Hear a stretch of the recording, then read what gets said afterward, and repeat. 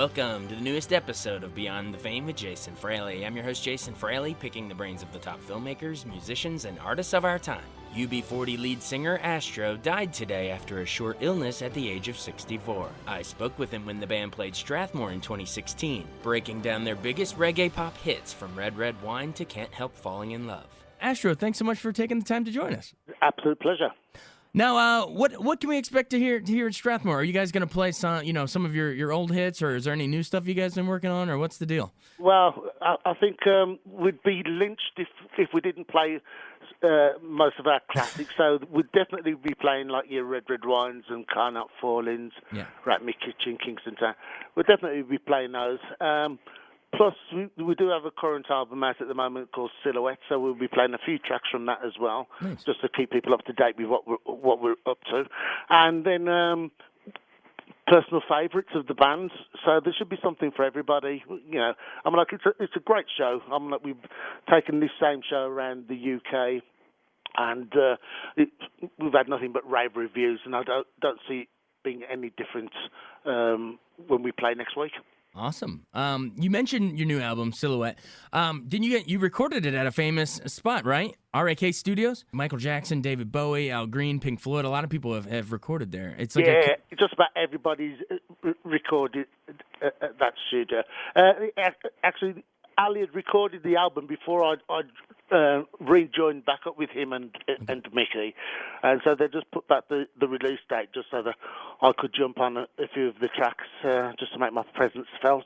And it's been received really well. It's been really well. All the tracks, you know, they've been going on an absolute storm, so we're all pleased with that. We're coming to party, and we just want, you know, the US to party with us. It'll be a party, all right. We can't wait. Now, I know you joined the band, a few years into it, but I'm sure you're pretty, well schooled on the history of the band. You can probably speak to some of it. I'm pretty sure UB40 got its break with Christy Hynde of the Pretenders. I know you guys credit her sort of putting you on the map. Do you know how that all went down? Yes, well, we'd actually a brief potted history. 1979, the band decided we was going to form a band, so then they spent the whole of the summer of 1979 just learning to copy our favourite records. After that, we then started to write our own records. 1980, we started touring around Britain. I think we'd only played about 15 shows in our hometown, and we ventured down to the capital, and we played about 3 or 4 shows in London. And on a Thursday night at the Hope and Anchor, Chrissy Hynde was sitting in the audience, and she came backstage after watching us perform and asked us if we wanted to go on a Brass in Pocket tour. And her tour dates consisted of twice our playing career, and so we agreed to go out on tour with her. Released our first single while we was on tour with Chrissy, and by the time the Chrissy's tour had finished, our single had reached number 4 in the charts, and the rest is history, as they say. Which one was that? Red Red Wine? No, it was Food for Thought, King. It was a double A side. One side was about Martin Luther King, and the other side was about the hypocrisy of giving presents at Christmas. Oh, wow. Well, that's quite an A-side, B-side right there. Yeah. Oh, that's cool. Well, take us into Red Red Wine. That's the one, I mean, I'm sure everyone will, everyone remembers, and they're going to come out to Strathmore and be excited to hear that one. Why do you think that one is still played today, so many years after its release? Well, it's just such a brilliant song. You see, when we first heard it, we knew it by a guy called Tony Tribe, and we had no idea that Neil Diamond had anything to do with it whatsoever. And so, you can imagine you could have knocked us over with a feather when we found out that Neil Diamond had written it. But anyway, it was just one of those songs that we'd grown up listening to as kids at school, and used to play at the school discotheques. And, it was a popular tune then, and you'd go to, like, youth clubs, and you'd hear Red Red Wine being played. And so, it's just one of those memories that have just stayed with us, and we truly believe that because reggae was a new, it's one of the newest form of music out there. We just believed that if the general public was to listen to, get a taste of reggae music, then they would fall in love with these songs just the same way as we did, and we was proved right with the success of tracks like Red Red Wine and Kingston Town. But as I say, we was like 9 years of age when we was first listening to those songs, and for us to still remember them 40 years later, that tells you that the strength of the tunes themselves, and that's basically what we that's the criteria for a Labour of Love track. Whenever we're going to cover something, it's got to be a brilliant track in the first place. If you don't remember it, then it's not worth doing. It's as simple as that. Yeah, I mean, you guys, that's your guy. Red Red Wine is your guy's song now. I mean, I know there was previous versions, but yours, it takes a special gift to come in and take something that was already out there and, make it, it's now yours is the definitive version. Yeah, well, we made this 12-inch version just because that was the thing to do back in the 80s. Everybody was doing 12 inches, so... Yeah. So we'd done, the song was already written, and then there was 3 minutes of instrumental that was going to be played. And so I just suggested, writing something, which I did, and the band approved it, and, everybody now, comments on the rap, which I'm proud of. Oh, it's a perfect addition. Take Me Into Can't Help Falling in Love with You. I believe, that was an old Elvis one too, but just explain how sort of the reggae vibe spices that one up a tad. Well, that particular song, we wasn't big Elvis fans. We do appreciate his contribution to music, but we Sure. were never massive Elvis fans. And we was actually... asked if we'd do some music for I think it was Leaving Las Vegas or Loathing and Leaving Las Vegas. Fear and Loathing, maybe, yeah. And all the soundtracks were Elvis songs, and so we was asked to pick one. So we chose Can't Help Falling. Found out that Bono from U2 had also done it. So the film company decided to go with Bono's version, which they released, and I think it got about 227 in the charts, and basically just bummed out. Yeah. So our version was just sitting on the shelves, and then about 18 months later, that Sharon Stone film, Slither, came out, and they asked if we could use it for that, and so we said, well, it's just sitting there collecting dust, you might as well. And so they released it, and I think Can't Help Falling in Love was bigger than the film. I think it was bigger than Slither. Again, that was purely, we'd been commissioned to do it for one film. They decided to go with Bono instead, and so another film company has asked, can they use it?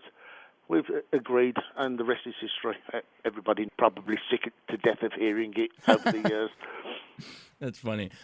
Take me into make your bandmates blush a little bit here. Tell me, what makes Ali Campbell and Mickey Virtue, so damn good at what they do. Oh, well, embarrass them.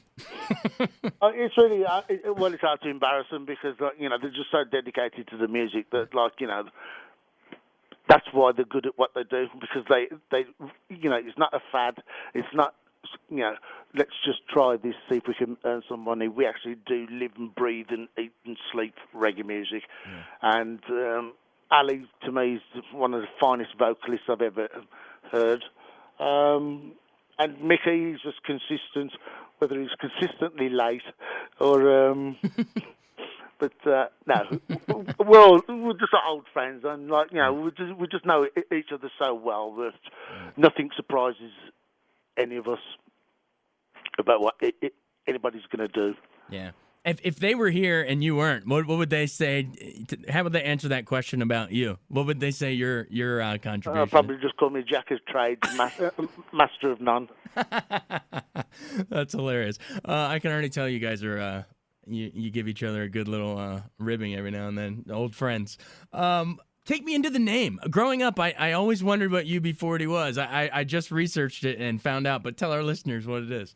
Yeah, well, back in the day, in England, if you was unemployed and you needed to collect money from the state, you had to have a registration card, and that registration card was form UB40, and it stood for unemployment benefit, and the 40 was just a registration number. And and so when we chose that name, well, in fact, it was one of our friends down sitting at a pub drinking with us. He says, "Why don't you call yourselves UB40?" And I says, "What are you on about?" And he says, "Well, it's your dole card. It's the money that you use to collect money from the state." Well, at the time, there was 3 million people in England with a UB40 card. And so when we called ourselves UB40, we automatically had a 3 million card-carrying fan base. And so we also, if you was unemployed and you had a UB40 card, if you brought it to the box office, wherever we was playing, you get like a 50% discount off the ticket price to get into the gig. That's awesome. Yeah, it was, especially when back in the day when we was going out for £5 or like $10. You know what I mean? And to be able to turn to somebody and say, "Okay, just give me $5 and you can get in," and so we became like Robin Hoods. Robin Hood? Yeah. You're about the working man, yeah. Steal from the rich and give to the poor. That's it. That's funny. Awesome. What sort of, you guys obviously are one of the more well-known reggae bands, at least that come to my mind when I think of the genre. Which artists do you think before you guys, and do you think it helped sort of inspire you guys? Like, do you have any favorites that you liked growing up? And then, of course, after you guys, is there anyone today that you think is carrying on your legacy? To answer who do we like, if you listen to any of the tracks from Labour of Love 1, 2, and 3, those are our heroes. Those are who we grew up listening to. Those are the people who are responsible for making us want to play reggae. So I mean, John Holt, he was a massive hero of ours. And the beautiful thing is, everybody on the Labour of Love trilogy, as I say, they were our heroes.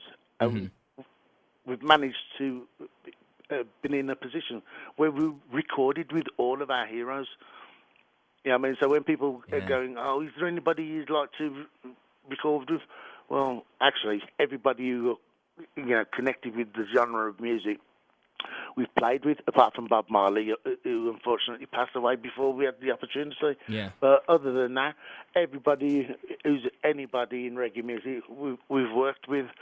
And there's today, there's a new bunch of up-and-coming reggae artists. There's a band called Raging Fire.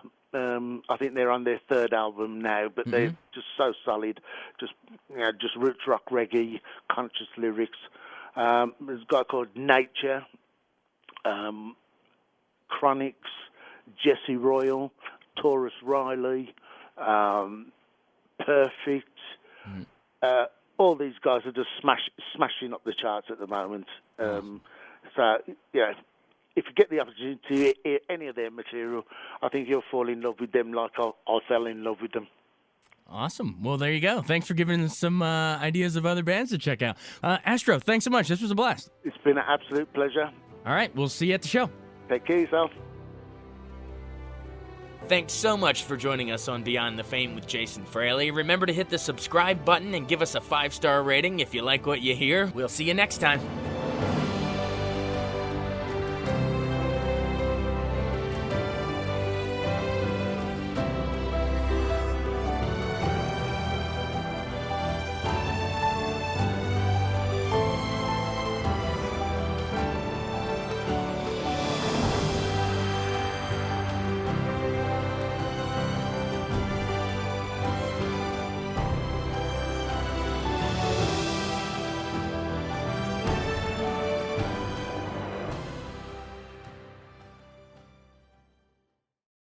I wanted to take a second to tell you about an app I really enjoy. Living in the DC area is great, and Podcast DC gathers all of the local shows that I like all in one local app. Health, sports, local news, politics, and so much more. Podcast DC is the new local app with hundreds of DC area podcasts to choose from. I can earn exciting rewards just for listening and share the podcasts I love instantly. Available in the App Store or in Google Play, listen local with Podcast DC.